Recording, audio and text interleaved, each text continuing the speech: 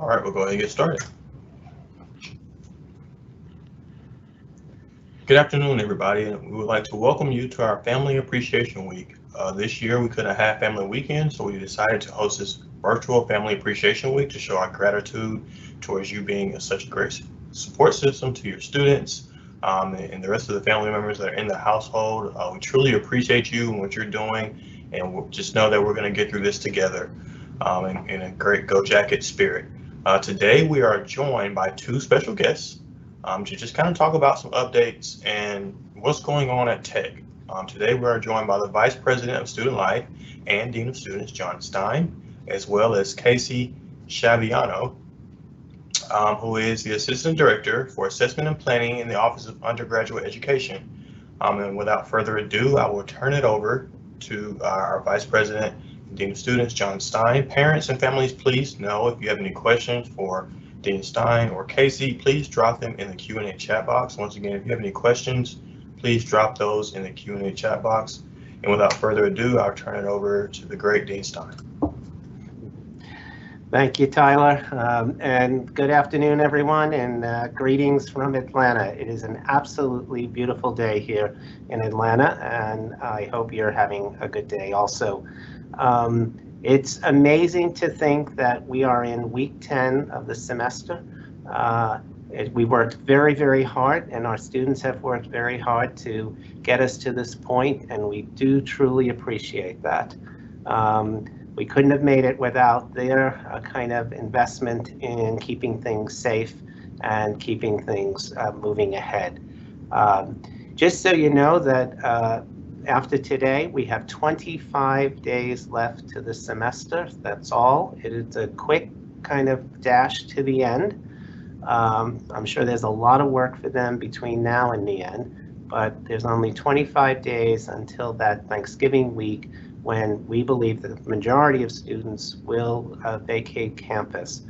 They don't have to. The residence halls are open. They're welcome to stay if they want to, take finals even online from here. But if they choose to leave at that point, they can. Okay. There are two big dates between now and then that you should be reminding them of. The first is November 2nd. That is the date that all of the course listings for spring term will become available. It's a very, very important date that students should log on, start looking at the classes, where they're being taught, how they're being taught. All of the faculty will be listing in the kind of model that they're going to use, residential, hybrid, or remote, and they're supposed to be doing a description, if it's a hybrid, to kind of give some sense of how often the class will meet. The goal is to have more residential classes spring term within the constraints of safety and room availability in terms of being able to fit as far as social distancing. But that is the goal. The goal is to try and increase the residential. We've heard that loud and clear from families, from students, and from faculty. I have to say that a lot of our faculty miss being in the classroom directly with students. And so that's one of the goals we have for spring term. The other is November 9th. A week later, and that's when students, can go in and start registering based on their time ticket.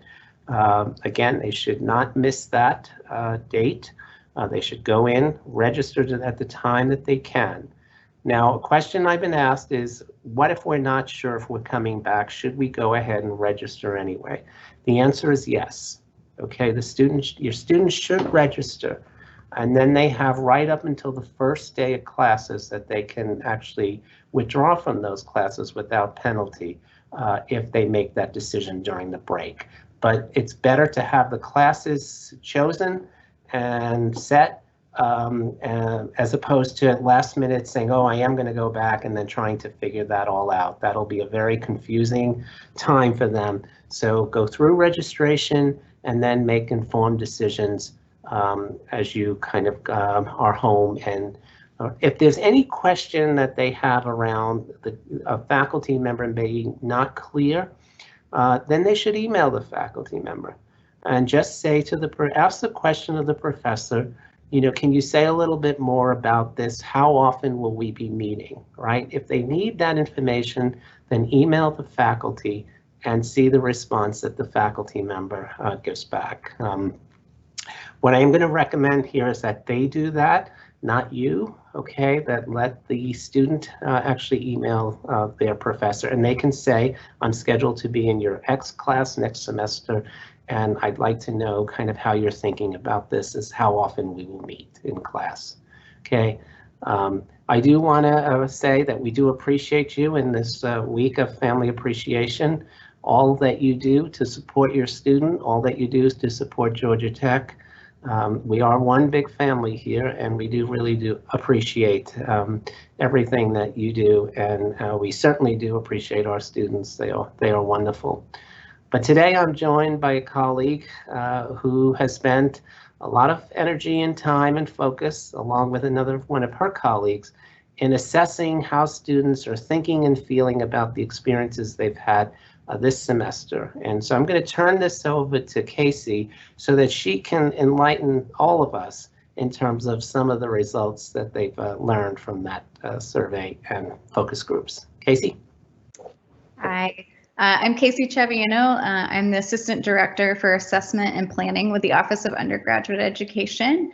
And I'm excited to be here with you all to kind of explain a little bit about kind of some of the efforts that we've had over the semester to learn about your students' experiences, particularly as they relate to their course engagement and some of the changes that have happened this semester.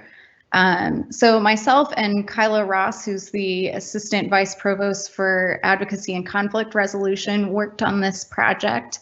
And what we did, we took a two-pronged approach to learning from our campus community about how things were going. So we did a survey with our undergraduate and graduate students to learn about course modalities and use of student services on campus and how all of that was going. And we reached a little over 6,800 students, both graduates and undergraduates. And we, that was, let's see, 2,100 graduate students and about 4,700 undergraduate students who responded to our survey. So we were pretty excited to be able to hear from that many of our students on their experience this year. But we also took a second approach, which was to learn a little bit more in depth about the student experience through some listening sessions. And these were open to faculty, to students, and to our Georgia Tech graduate assistants. We ran separate groups for each of those so that we could learn how the course experience was going from every perspective on campus. So we were able to speak to just over 220 members of our Georgia Tech community across about 28 of these groups. And we really were able to gather quite a lot of information to learn what's going well this semester, but also what can we improve for the coming semester and in this current one that we're in now. So we had about 112 undergraduate students participate in those and 78 graduate students and about 34 faculty. So I'm going to tell you all a little bit about kind of some of the key findings and themes that we learned from the survey and from these listening sessions over the past couple of weeks. So as John mentioned, we had a big focus on engagement, particularly engagement in the classroom. And what we learned is that students are reporting higher levels of opportunity for engagement in their residential courses, which is what we would have expected to hear. We looked at this with both engagement with their peers and engagement with the faculty member. And so we saw that about 72% of those in the residential courses rated us with a strongly agree or agree as far as their ability to engage with faculty, and about 60% strongly agreed or agreed that they had opportunities to engage with their peers in these residential classes. And these kind of went down as in-person opportunities diminished. But what we learned from that is that there are still great opportunities for engagement in both our hybrid and our residential courses. And so through our focus groups, we learned a little bit about what that can look like. And so some common ways that really helped engage students with their peers and with their faculty were things like group presentations, group assignments, having guest lecturers that the students could interact with, particularly with smaller breakout rooms in these online and remote or residential, hybrid and remote classes. So these were ways that we saw that faculty were really successful in creating engagements, both in hybrid and remote courses. And we did learn about some challenges with engagement in class, even in these residential modes, because of social distancing. Students mentioned some challenges with being able to hear due to face coverings, or just kind of having trouble reading facial expressions, which are all things that we would have expected to hear. But we were encouraged because we were able to learn and take this information back to our faculty about what was really working about engagement in these classrooms and how we could kind of keep that up and improve for the spring and even our current semester.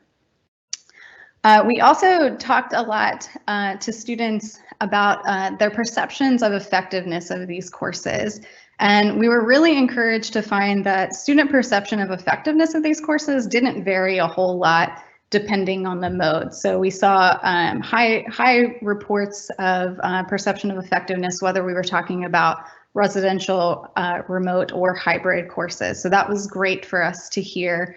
And one thing we did learn as far as effective teaching in the classroom is that there are some challenges with assessment that we're learning through this process with hybrid or remote classes, that we need to find ways to have assessment fit the mode outside of, maybe just a traditional timed exam. And I think this was a great, actually, when we talked to faculty about this, this was things that they were talking about carrying over into their upcoming semesters, even when they're back teaching completely residentially in the future, that they were excited about how they had been able to kind of experiment with this over the semester and learn a lot about how to engage students and improve their teaching methods.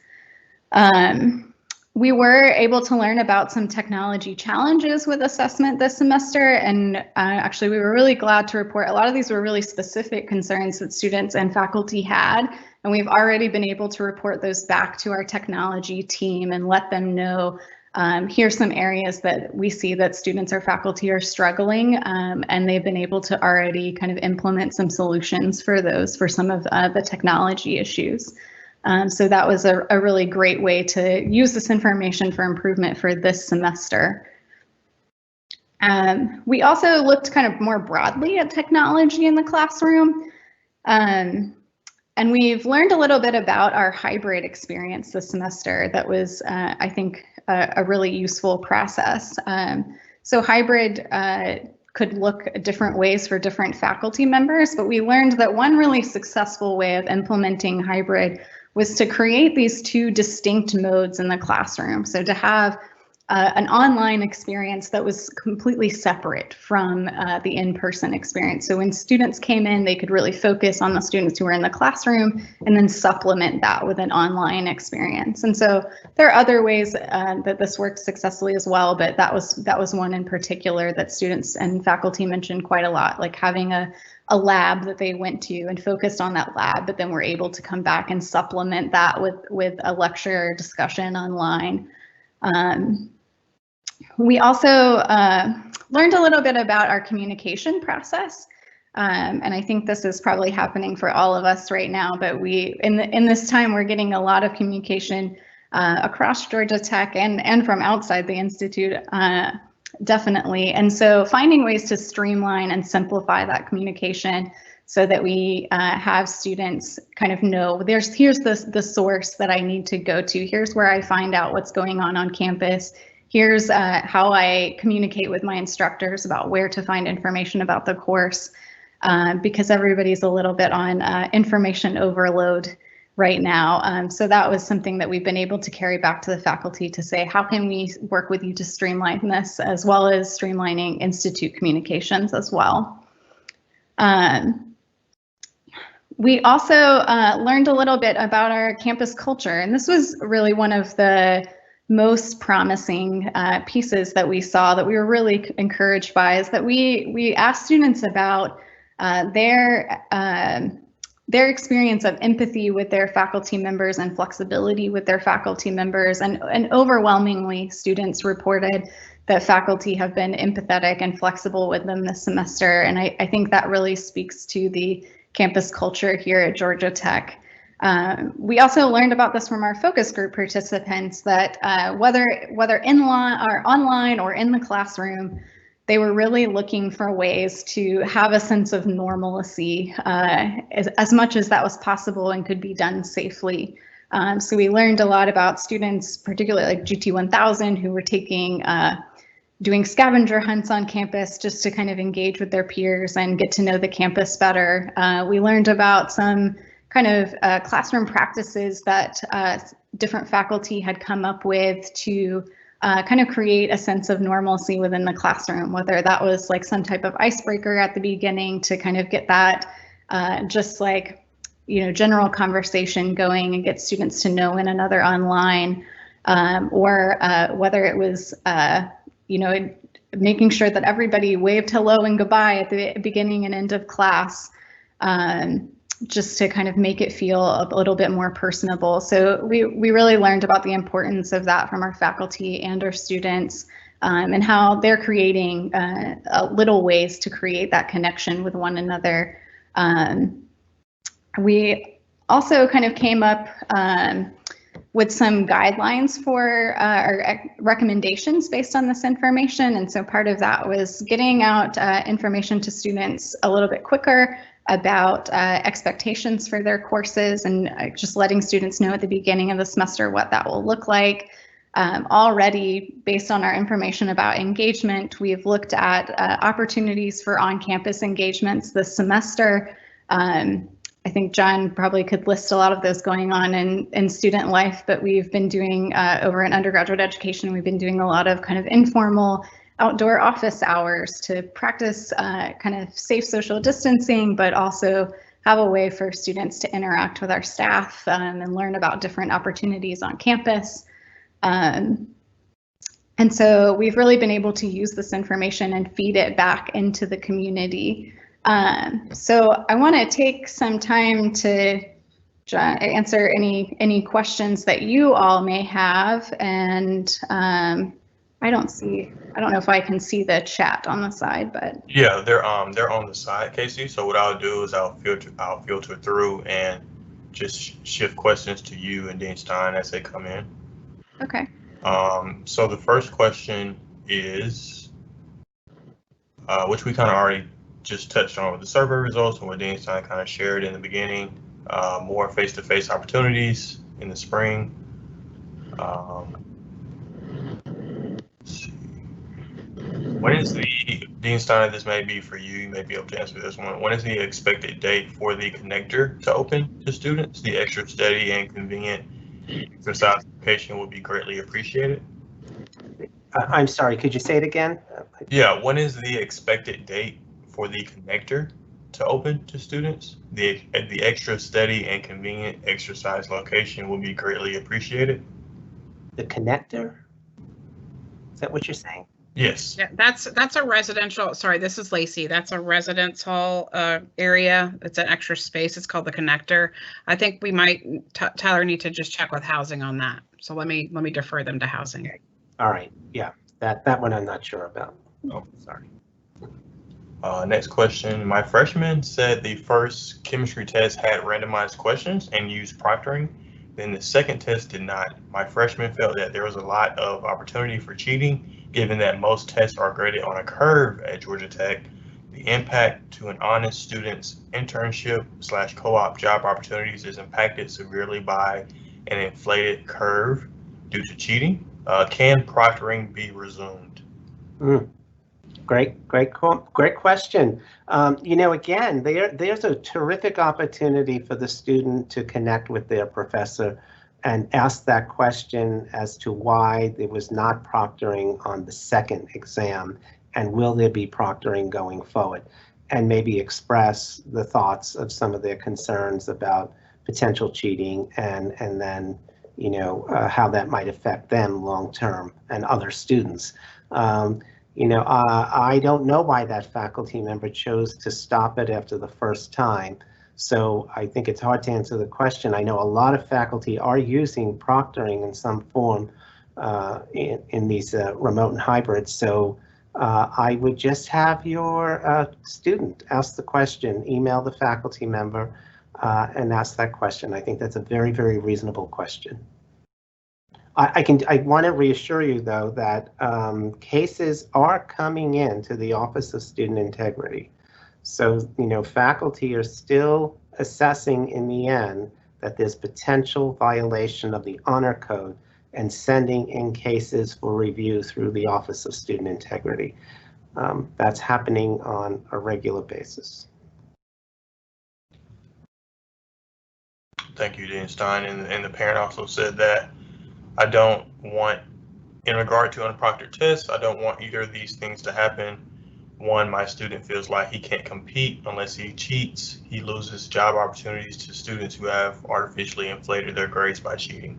Yeah, I hear them. I mean, I think I agree there. And so, one of the things that some study and research have shown is that one of the reasons students say they cheat is because they feel others are cheating, and in order to have a kind of even playing field, that's the motivation. So, I mean, I get what the parent and the student is concerned about there. So, thank you so much for answering that. I would expect that the student would need to know more detail before he or she registers before the class. Will the faculty be prepared to answer an influx of emails in a short time frame between November 2nd and the registration date? My hope is that they would. Okay, again, I can't speak for all faculty, but faculty have been kind of informed that this is what's going to happen, and hence the reason we're saying that they should put as thorough of a description in the course description so that they're not going to be inundated. That's part of the motivation, and I see Casey shaking her head, but that's part of the motivation, is to get the faculty to say enough so that the student doesn't need to keep emailing the faculty member. But they should still email the faculty member if they feel that they don't have that information. And as we've shared some of our survey and focus group feedback with faculty and instructors across the semester, we have really emphasized that as a best practice for them, that they're communicating with students early about what to expect for these courses and what that will look like for them across the semester. And also kind of going back to the technology piece as well, we've asked faculty and said, a best practice around this is to communicate with your students about what are they to do if there's some type of technology failure, particularly during an exam, coming up with these backup plans for students so that they can feel confident about the assessment process and know how to work with the faculty and what to do if a problem does arise. You're putting the burden on the students and parents to ask each individual professor what their plans are for the class. The administration needs to step up and require in-person learning, especially in laboratories. Many other universities are in person, even UGA has lab classes. Georgia Tech should be leading the way back, not letting professors dictate their preferred MO at the expense of the customers, i.e. the students and the parents. Casey or Dean Stein, would you all like to chime in? Well, I think we hope that course expectation tool would be kind of remove some of that burden from students and allow them an opportunity to check without having to reach out to every professor, so that hopefully that is kind of part of that solution. And let me, if you can switch over. Okay, great.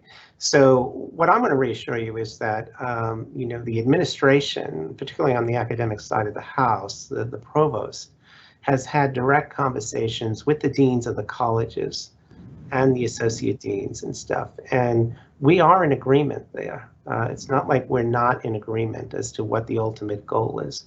So it's not that, you know, they're just allowing faculty to choose, okay? But there are some faculty based on circumstances that have received an accommodation and, you know, cannot be in the classroom. So there are just exceptions to it, but I want to reassure you that deans of the colleges, associate deans have been working with the faculty. People that do all of the course listings and registration are tracking to see the percentages in terms of, you know, what's in residential, what's hybrid, what's remote, to make sure there's balance and stuff there. So yes, we're not in disagreement there with you. My son is an international freshman student. He cannot get the U.S. visa to be on campus at this time. Will GT support online courses fully, even in the spring semester starting from January, in case he cannot get the visa by then? The answer to that is yes, because we realize that there are students who would very, very much like to be here, but cannot because of visa issues and other issues. So there will have to be ways that they can work with students who want to be registered and continue with their education. What do you mean by different experiences for online versus in person for a hybrid class? What would the online students be doing while the in-person are in the class? I can take that one. So we learned a lot about what hybrid looks like for students and instructors this semester. And part of that is we were looking for kind of examples of best practice that we could share with other faculty. And so for some hybrid courses right now, they may be meeting with a subset of students on campus, while also either broadcasting that information to students remotely or having students work on something on the remote side. So they could be operating both of those classes at the same time, right? They could be teaching to an in-person and remote audience simultaneously. And that really works well for some technology really well and feel comfortable.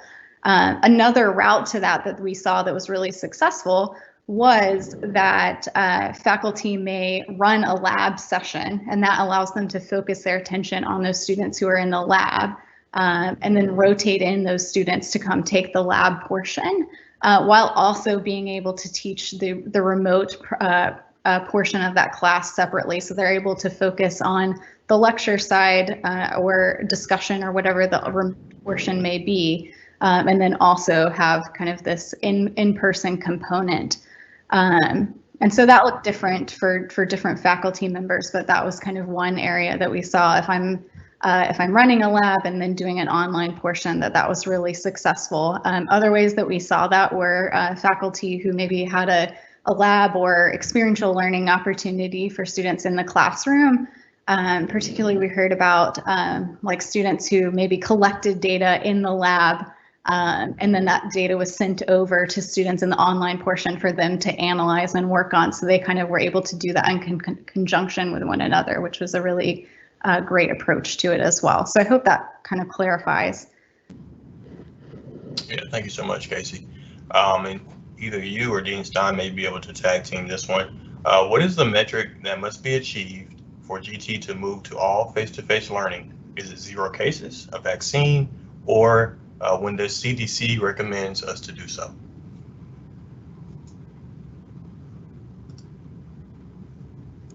Yeah, you want to switch over to me? Yeah, I got you. Yeah. Okay, so I don't think we have the answer to that question exactly right now.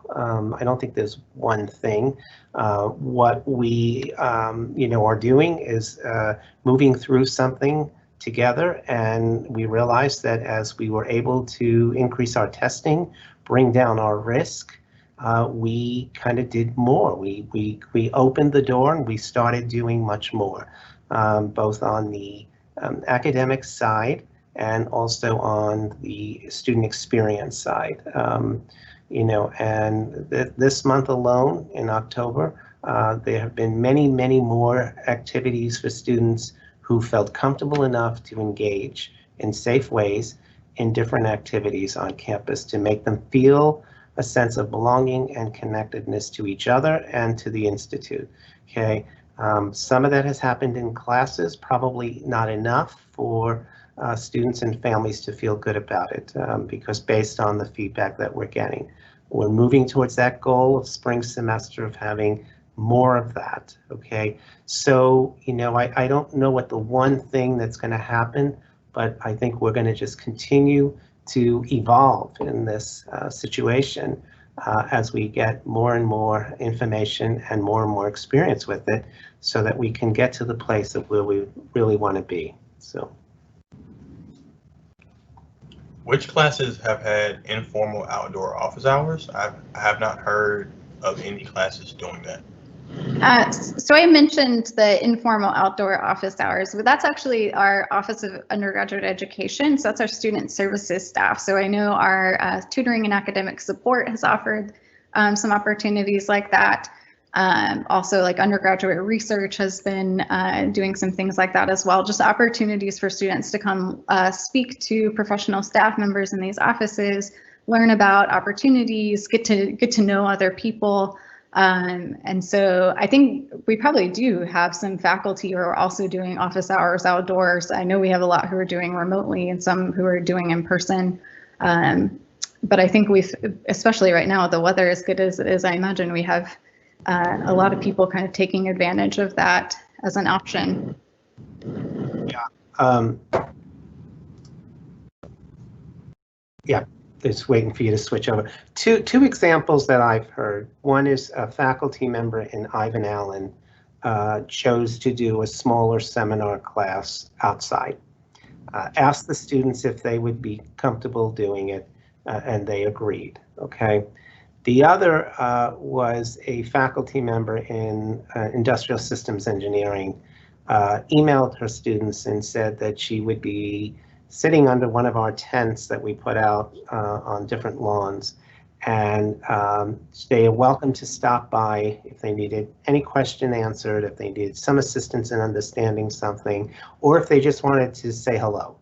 And her experience with that was that it was a very positive one. She had a great number of her students stop by. Some had specific questions, some wanted some guidance on something, and some just wanted to see her face and to say hi to her and chat for a little bit. So we have had examples of that throughout the semester, but more as we moved into, I would say, this time. You know, October really kind of opened the door for a lot more to occur. So. Thank you, Dean Stein.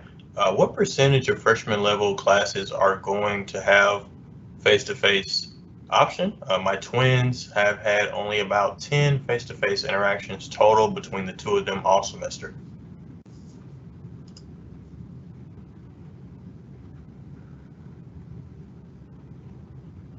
I think we have you on mute, Dean Stein. If you can unmute.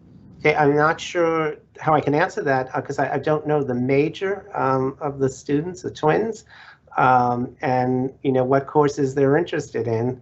Again, you know, when the course descriptions come out on the 2nd, that's the first threshold to kind of really test that question, is to look up the specific courses and see how they're being taught and see the description, and then you'll get a sense of that. And that's why that's a very important date to keep in mind and have the students do that. So. The ECE department responded last week indicating only one residential 2000 series lab and one fully residential 3000 series course will be offered in the spring. Are departments being told by the president and provost that they should have more residential classes? Yes, they are. I mean, I absolutely know that they are. And the provost is recently appointed. Our new provost is the former dean of engineering here, who was the former chair of ECE. So yes, I'm sure they have been told that they should be offering more. So. Would you allow clubs and I'm assuming organizations and things of that sort to meet in person with the proper safety protocols going forward? Clubs can, yes, they can meet in person with the proper protocols and stuff. They can work with the Office of Student Engagement. We do have, again, in this time, the outdoor tents that they can have an outdoor meeting. You know, these things can happen provided the guidelines are in place and that they're following them, right? That they're doing what we're asking them to do to keep the risk at a minimal level. So yeah, they can. And some are. I mean, some are doing it already. So. And Casey, just for the parents and family members who may have joined the webinar late, was there any survey results that spoke to student engagement, getting involved in organizations, just doing things outside the classroom? That was not part of our survey questions, though. I think if we kind of look at these efforts again in spring, then we may have an opportunity to look more in depth in that. I think we did certainly pick up some of that in our listening sessions. And then I think when we're talking about engagement with students, they're looking for opportunities to engage both in person and online. And so it's just about creating these safe opportunities in either mode. If we have students who are not here on campus, how can we work on engagement with them as well? And so we looked less at student services, but we did, let's see. Yeah, I think since most of ours focused on like the in-class experience, that was kind of our. Thank you so much. I would like your administration to establish some general rules around in-person classes instead of leaving the choice up to the professor. For instance, when you have classes with a very limited number of students, like the Chinese one, you should establish that the class has to be in person. It's ridiculous that such small classes are still online. Administration should take responsibility and implement a clear policy. So noted, and we will move some of these kind of thoughts and recommendations forward. Both Casey and myself are in regular contact with the Academic Planning Task Force, and we can bring this information to them. So, thank you, Dean Stein. Can Oscar get more than two sentences on what the class is, a syllabus link, or something of that sort? So my understanding is that there'll be information on Canvas, which is the platform that students know to use, that they can go to, and that will allow for more of a description, a thorough description. Okay, so if they can't get it on Oscar, they can go to Canvas and then they can see the more thorough description of what the faculty member has submitted. Parent is expressing that it seems that the Proctor system is very hard to use. My student said it kept freezing the exam and wasted a lot of time during the exam for a programming class. It has also prevented him to fix an answer 1 minute before the exam finished. It truly hurts his grade. We really worry that the same thing will happen in the future for future exams. Will anything be done to fix this issue? This is one of the places where we've really tried to talk to faculty about best practices in the classroom, and one of those that we heard that really is seems to be an important part in reducing student stress and just helping them perform as well as they're able to on their exams is coming up with some type of technology backup plan. If there's an online exam component of the class, we are asking and communicating to faculty, please let your students know what that looks like. If you know, it could be their own personal internet goes down, what am I supposed to do when that happens? Or if there's a problem with the technology, what am I supposed to do? Who do I contact? Have that person available to quickly respond to these issues, and just kind of ease the student's mind on, you know, what happens if my internet goes down? What am I supposed to do? So we really are trying to get that message out to faculty, because we understand that that is a concern for students.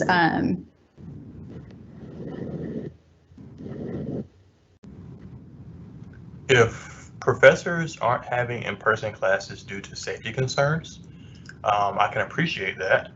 My concern is that professors may be declining to host face-to-face instruction more out of preference or convenience. Are these same faculty that aren't engaging in face-to-face instruction also staying away from campus um, in regards to working on their research for the same concerns? I fear it may be more a matter of priorities as opposed to safety. Well, I mean, you know, again, there's where we have deans and others monitoring this situation, looking at collectively and individually faculty.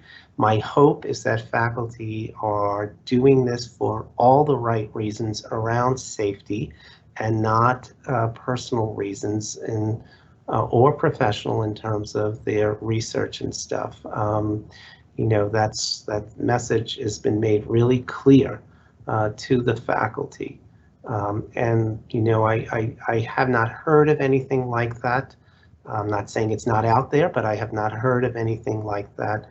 And I think the majority of the faculty started at the same place that everyone did, and that was concerns around the safety of the community and their individual safety as far as, you know, when the semester started and where we were with the pandemic. So.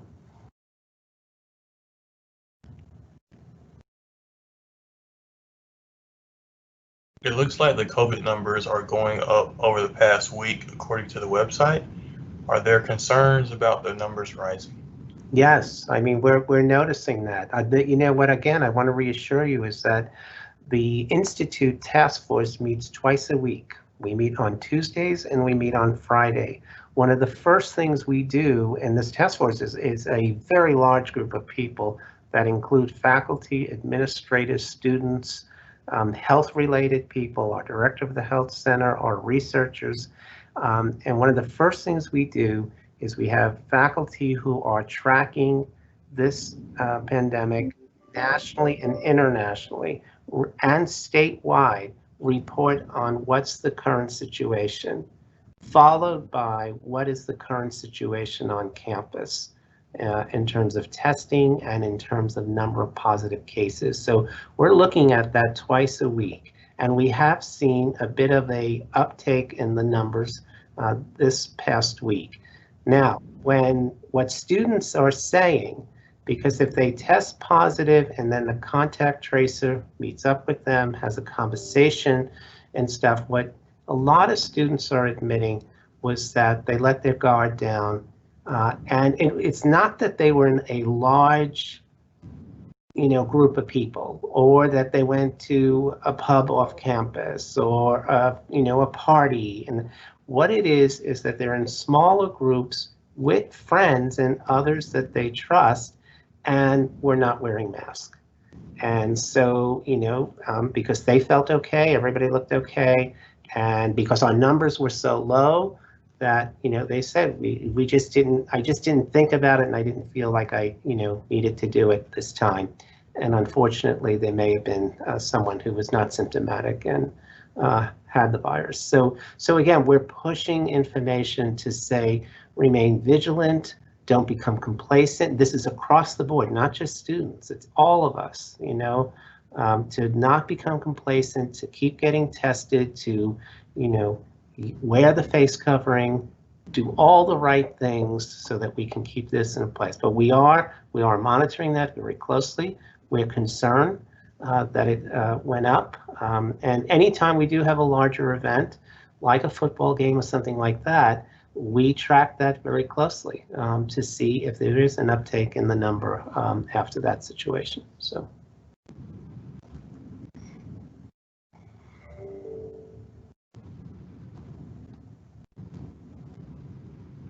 Other than the general survey to students regarding their experience, has there been specific class-related surveys as recommended on the many resources to faculty? My student has only received the general survey, no surveys from the School of Computing or any other colleges.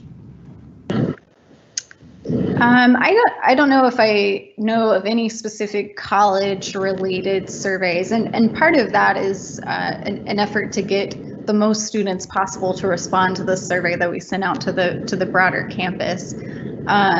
But certainly the colleges would be able to send out their own surveys to students about their course experience. And also I think as a general thing that we recommend to faculty is kind of taking a feel of their own class throughout the semester, whether that's formally through some type of anonymous survey or just like a time set aside where they can say, how are things going and what can we improve? I think that's kind of general best practice that we want faculty checking in with their students, particularly when there could be issues like something with technology, things like that, just to get a feel of how things are going.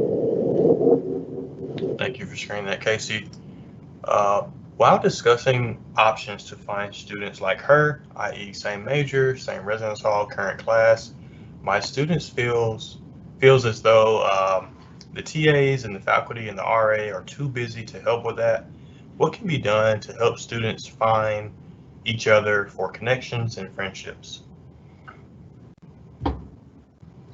Well, again, every time that we've had this conversation, the role of the RA keeps coming up, and every time I go back to residence life and housing and have a conversation with them and ask them to please encourage the RAs to get to know the students, to make contact with the students.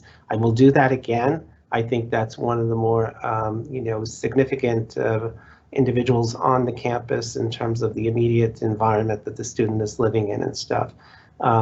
We have told the TAs that are working with faculty to try in the same ways we're telling faculties to engage in students, to try and get to connect, know them, and to create opportunities in the classroom or on projects, even remotely, that students can work together as a way of getting some connection to each other. I mean, that's been encouraged all semester.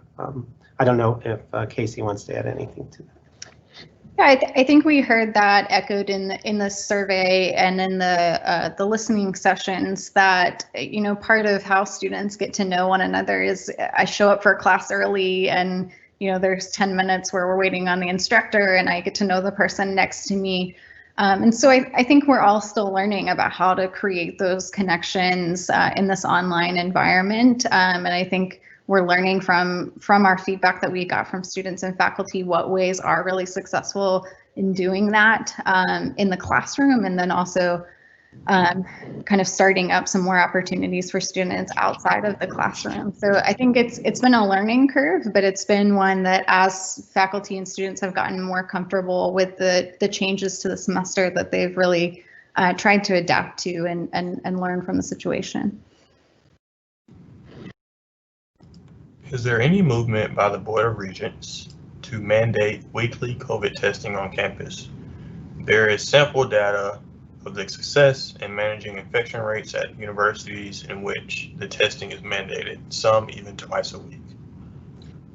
The answer to that question is no, not mandated, okay? But even in the absence of mandated, we are averaging between 1,500 and 2,500 campus individuals, that's student, faculty, and staff, a day being tested. Okay, so our numbers are quite good.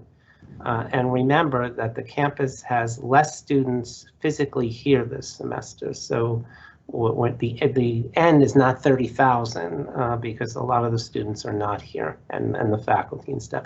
So we are tracking every day. We're tracking the percentage within residence halls of what percentage have tested. We're tracking every fraternity and sorority house in terms of percentages that were tested on any given day, and we're looking at over the week how many have been tested. So we're monitoring this very, very closely.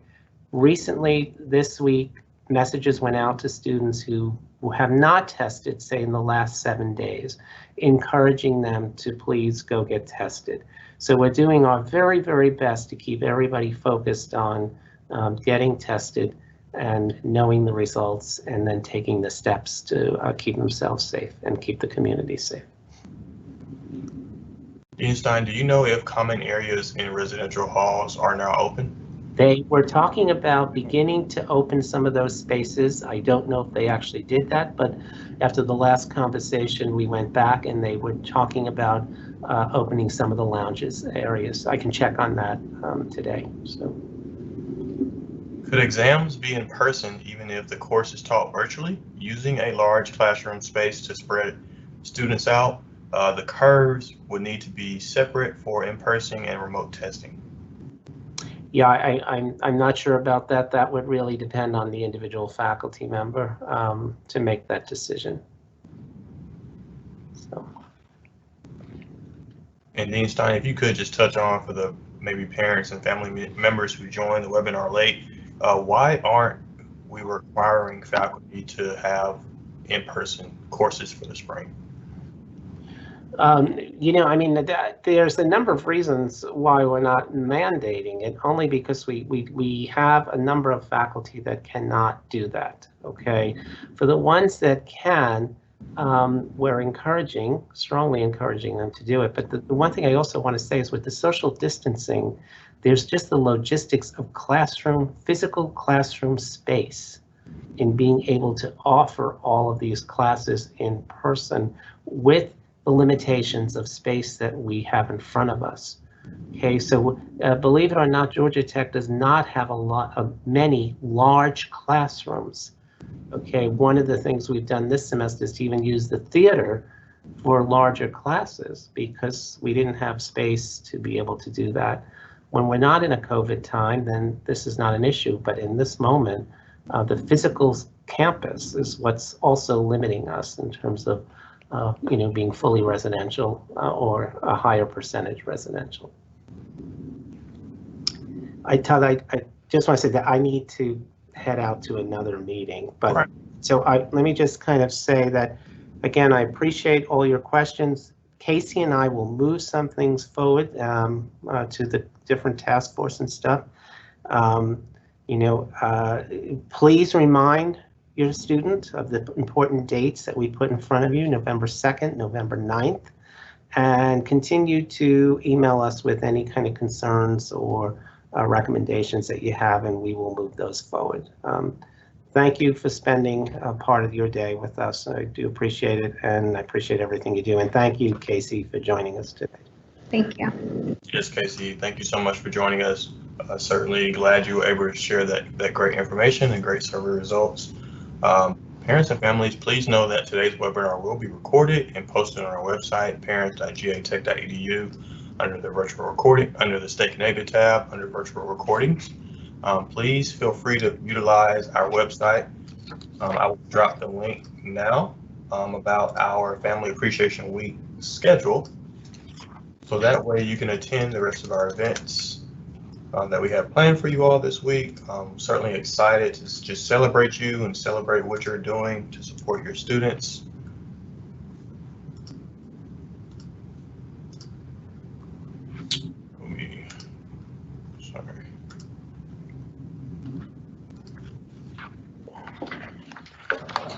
I'm posting that now so that you can view the full schedule. But like I said, today is recorded, and we look forward to having you join us tomorrow.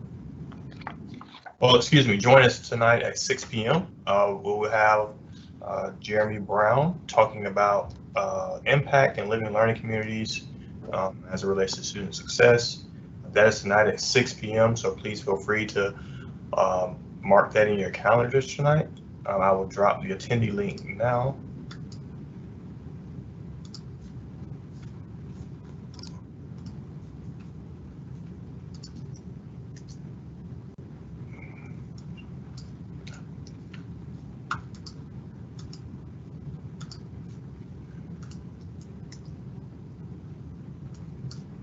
I'm having some technical difficulties accessing that link, but if you click on the PDF file, you'll be able to access that link for tonight's webinar at 6, focusing on LLCs.